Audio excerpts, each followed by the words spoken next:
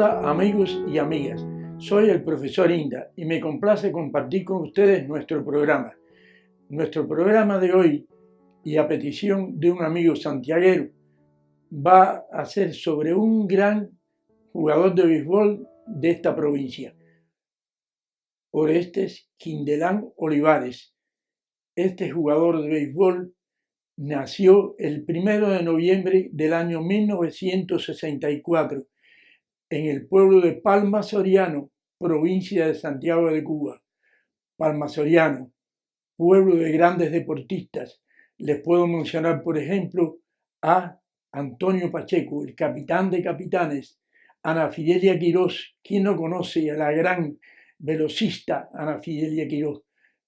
Y otros grandes jugadores de béisbol también, como Ramón Echeverría, receptor de las primeras series nacionales.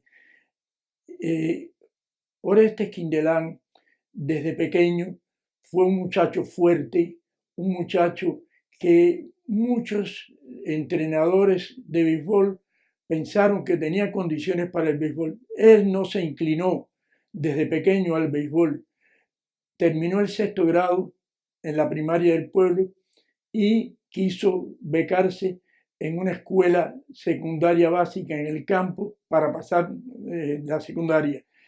Ahí en esa escuela comienza a practicar un deporte, pero no es precisamente el béisbol, sino el voleibol. Y llega a formar parte del equipo de voleibol de la escuela como jugador regular.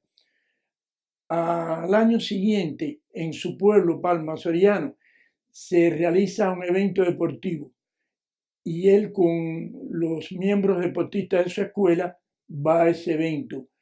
Pero bueno, ya dijimos que iba como jugador de voleibol. Los entrenadores allí presentes hablan con él y dicen: no, tú vas a jugar béisbol porque tú tienes condiciones para jugador de béisbol.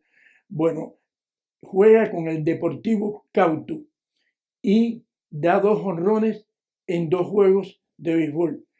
Ya en ese momento sí pasa a la aire provincial de Santiago de Cuba y hace la carrera de profesor de educación física. Continúa estudiando licenciatura en deportes y en el año 1982, fines del 81 más o menos, no llegaba al 82 todavía, él comienza a practicar en el equipo provincial de béisbol, pero un entrenador llamado Manuel Millares no le ve en ese momento condiciones porque no lució bien en los entrenamientos y no empieza con el equipo de Santiago de Cuba, el equipo provincial. Al año siguiente se destaca con el equipo municipal de Palma Soriano, es líder ofensivo en varios departamentos y ya sí comienza con el equipo provincial de Santiago de Cuba. Ese año se celebraba en Barquisimeto, Venezuela, el Campeonato Mundial Juvenil y asiste junto con otros grandes jugadores de béisbol, como el caso de Mar Linares, que también asistió. Bueno, después de ese campeonato mundial juvenil, ya continúa en el equipo Santiago de Cuba a partir del año 82, 21 temporadas consecutivas con el equipo Santiago de Cuba, donde se destaca grandemente, como veremos posteriormente. Una de sus primeras, dice él, felicidades o grandes hechos que le ocurrieron fue cuando el equipo Santiago se enfrenta a el equipo Industriales. En 2 años consecutivos son campeones frente al equipo Industriales. Industriales y Santiago de Cuba eran los eternos rivales. Los juegos entre Santiago y Industriales eran el clásico y él se sintió muy feliz de haber pertenecido a ese equipo. Es hora de contarles una anécdota ocurrida muchos años antes, año 1967, 6ª Serie Nacional. Se enfrentan en el Estadio Latinoamericano el equipo Industriales y Orientales, discutiendo el título de esa Serie Nacional. El pitcher de Santiago de Orientales era Manuel Alarcón, el cobrero Alarcón, un gran pitcher. Además de un gran pitcher, era un bohemio. Le gustaba el canto, la música, y el Cobrero Alarcón, antes de comenzar el juego, dice que cierren la trocha y que salga el Cocuyé. La trocha era la calle emblemática de Santiago de Cuba, donde se celebraban, se festejaban todos los eventos deportivos y de cualquier índole. Y el Cocuyé era un grupo musical, y más que un grupo musical, una conga oriental, una comparsa oriental, que en ese momento era muy famosa en la provincia de Santiago de Cuba. Efectivamente, Orientales gana el juego. Salió el Cocuyé y festejaron los santiagueros su primera victoria.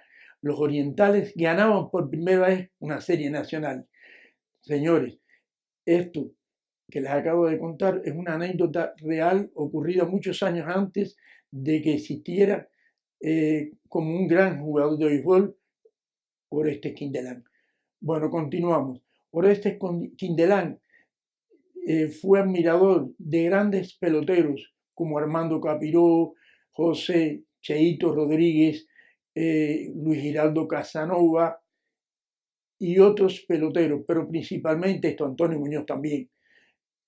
Principalmente Armando Capiró. Quizá Armando Capiró porque se parecía físicamente a él. Armando Capiró era un hombre fuerte, alto, jonronero, y él lo admiró siempre.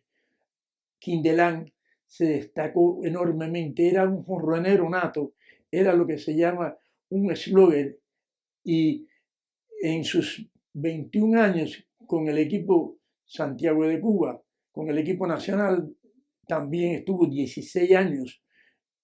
Él tuvo un gran récord de jonrones, nunca igualado por nadie y difícil que nadie lo pueda igualar en las series nacionales. 487 jonrones. Pero es que no solamente él dio 487 jonrones, sino que batió más de 300, batió 313 de promedio histórico.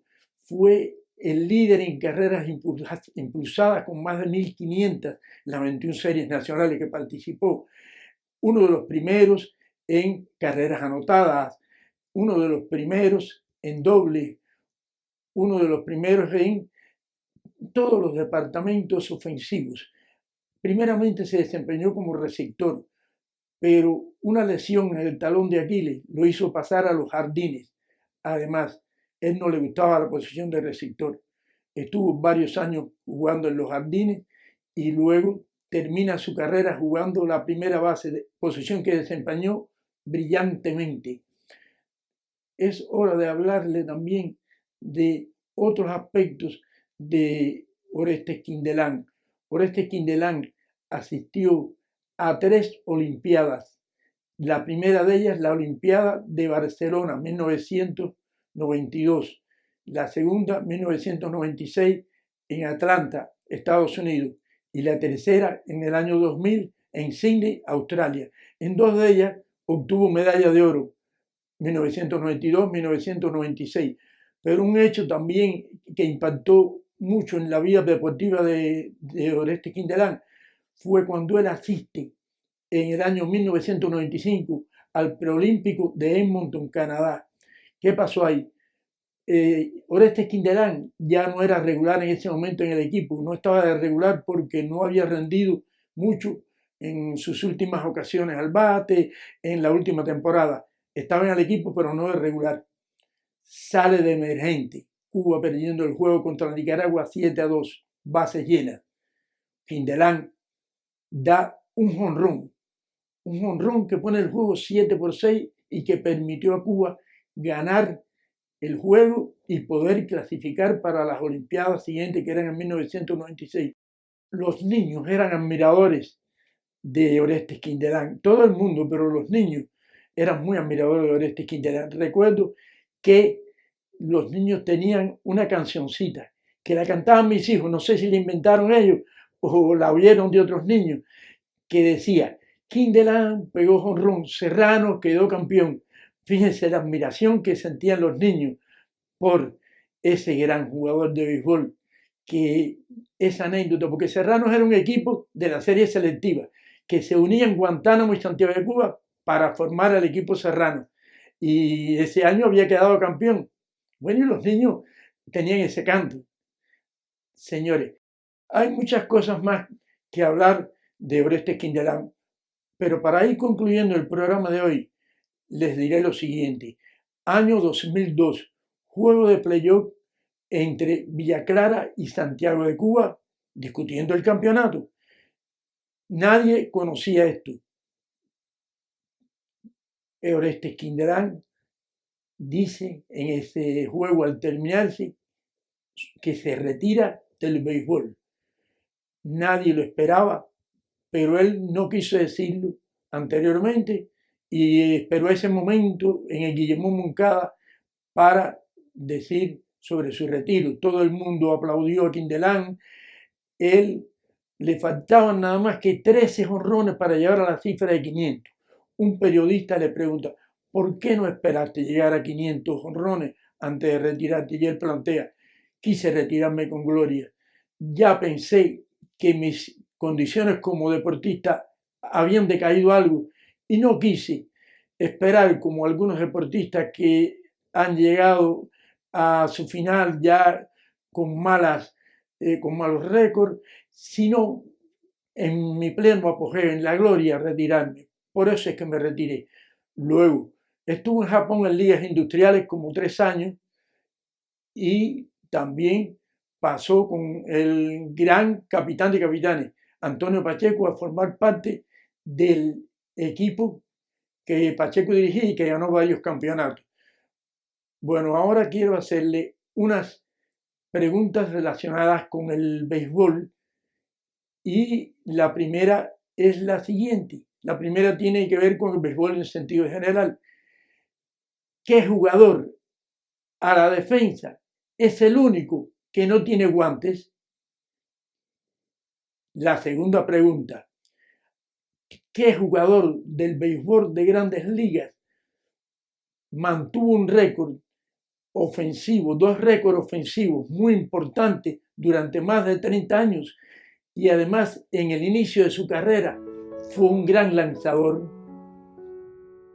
Y después de estas 2 preguntas les anuncio que nuestro próximo programa será también sobre un gran pelotero, Martín Digo, el inmortal. Y como siempre, no les digo adiós, sino hasta luego.